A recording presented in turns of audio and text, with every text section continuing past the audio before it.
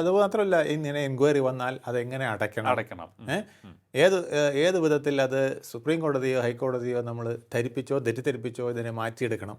ഇങ്ങനെയൊക്കെ ഉള്ള ഫയലുകളിലെ ചില ഉഗ്രൻ കളികൾ. That is A very very remarkable point ആണത്. അതായത് ഇപ്പോൾ കഴിഞ്ഞ കുറേ നാളുകളായി എനിക്ക് ചോദിക്കാൻ, ഇത് സത്യസന്ധനായ ഉദ്യോഗസ്ഥൻ ചെയ്യില്ല. അതെ, സത്യസന്ധനായ ഉദ്യോഗസ്ഥൻ ചെയ്യില്ല. അയാൾ പറയുന്നത് തെറ്റാണ് എന്ന് എഴുതി വയ്ക്കും. സത്യസന്ധരായ ഉദ്യോഗസ്ഥർക്ക് സ്ഥാനവും കിട്ടില്ല, അവർക്ക് ജോലിയും ചെയ്യാൻ സാധിക്കില്ല, ഒരിക്കലും കിട്ടില്ല. ഇപ്പം ഡോക്ടർ ബി അശോക്, അതുപോലെ തന്നെ പ്രശാന്ത് IAS, ഇവരൊക്കെ ഇപ്പോൾ ജോലി ചെയ്യാൻ പോലും സാധിക്കാത്ത തരത്തിലേക്ക് എപ്പോഴും കോടതിയുടെ അടുത്ത് പോകാൻ നേരമുള്ളൂ. അപ്പോൾ അത്തരത്തിൽ കോടതി മാത്രമേ രക്ഷയുള്ളൂ എന്നുള്ളതാണ് അവസ്ഥ. ഈ ഫയലുകൾ വരുമ്പോൾ അങ്ങ് പറഞ്ഞ ഒരു പോയിന്റ് ഞാൻ ഒന്നുകൂടി സബ്സ്റ്റാൻഷിയേറ്റ് ചെയ്യാൻ ആഗ്രഹിക്കുകയാണ്. അതായത് ഇവർക്ക് ലൂപ്പ് ഹോൾസ് അറിയാം, അന്വേഷണം വന്നാൽ അതിനെ തടയാൻ അറിയാം. ആ പോയിന്റ് കവർ ചെയ്യാൻ അറിയാം. സ്വർണ്ണപ്പാളി കൊണ്ട് കവർ ചെയ്തുള്ളവർ. അതാണ്. അതായത് ഏത് തരത്തിലുള്ള കള്ളത്തരം കാണിച്ചാലും, കൊള്ള നടത്തിയാലും, അഴിമതി കാണിച്ചാലും ഇപ്പോൾ തെളിവില്ലാതാകുന്നത് ഇത്തരത്തിലുള്ള ഉദ്യോഗസ്ഥരുടെ സഹായത്തോടെ. അഗ്നിശുദ്ധി നടത്തി പുറത്തു വരും എന്ന് പറയുന്നത് അതാണ്.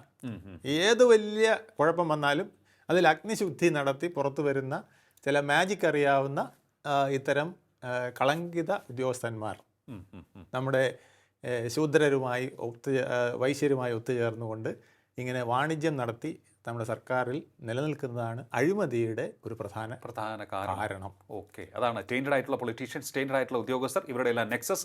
കള്ളത്തരങ്ങൾ മൂടിവെക്കുന്നു, കൃത്യമായ രീതിയിൽ അവർക്ക് റിപ്പോർട്ട് കൊടുക്കാൻ സാധിക്കുന്നു. അതായത് ഒരു കാരണവശാലും കള്ളത്തരങ്ങൾ നടന്നതായി മറ്റുള്ള കോടതിക്കോ അന്വേഷണ ഏജൻസികൾക്കോ കണ്ടെത്താൻ സാധിക്കില്ല, പലപ്പോഴും കണ്ടെത്താൻ സാധിക്കില്ല. പക്ഷേ അല്ലെങ്കിൽ അത്രയ്ക്ക് വലിയ, ഞാൻ പറഞ്ഞില്ലേ, ഒരു ഡിറ്റക്റ്റീവ് മോഡലിലുള്ള ഇൻവെസ്റ്റിഗേഷൻ വരണം. അതായത് ഇതിൻ്റെ ഇപ്പോൾ തന്നെ സ്വർണ്ണപ്പാളി പോയ ഓരോ വഴിയിലൂടെ 44 ദിവസം ഈ സ്വർണ്ണപ്പാളി എങ്ങനെ സഞ്ചരിച്ചു, ഏതൊക്കെ വീടുകളിൽ പോയി, എവിടെയൊക്കെ ആരിൽ നിന്നൊക്കെ പണം വാങ്ങി, അവരുടെയൊക്കെ മൊബൈൽ ഫോണുകൾ എടുക്കുക, ഈ ഇരിക്കുന്ന മന്ത്രി